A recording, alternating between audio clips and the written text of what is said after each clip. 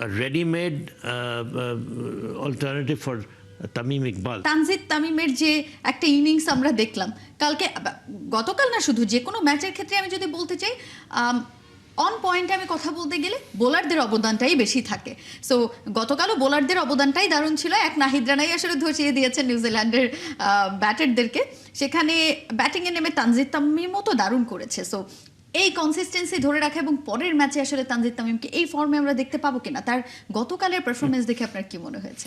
ওইটাই বললাম যে এর আগের ম্যাচটা ভালো খেলেনি, এই ম্যাচটা ভালো খেলেছে, থার্ড ম্যাচটা যে ভালো খেলে অবাক হবো, এটা একটু ব্যতিক্রম হবে, because consistency is not common. পারফরমেন্সের গ্রাফটা কিন্তু উপর নিচই হচ্ছে বারবার। ও যে লেভেলের ব্যাটিং করে, he makes the opposition look, bowling look very ordinary. এবং আমার মনে হয় আপ আনটিল নাও ইন্টারন্যাশনাল ক্রিকেটের নাম্বার অফ টি-20-তে হাইয়েস্ট নাম্বার অফ সিক্সেস বোধ করি তারই টি-20-তে।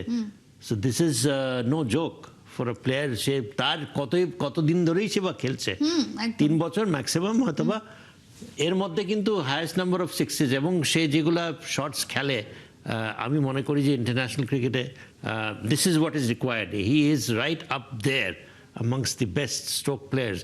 সে পারভেজ ইমামকে আমরা দেখি, বাট আমার মনে হয় Tanzid Tamim is little different. So তার কাছ থেকে যদি আমরা কনসিস্টেন্টলি এই খেলাটা পাই, তার ব্যাটিং, আমার মনে হয় যে রেডিমেড অল্টারনেটিভ ফর তামিম ইকবালকে আমরা কিন্তু অনেক দিন ধরে ওরকমই একটা ওপেনিং ব্যাটসম্যান খুঁজছিলাম, যে গিয়ে he'll go and demolish the attack. একদম নামটাও মিলে গেছে। হ্যাঁ, একদম। এবং আমরা তামিমকে আমরা ওরকমই একটা ইয়ে পাচ্ছি।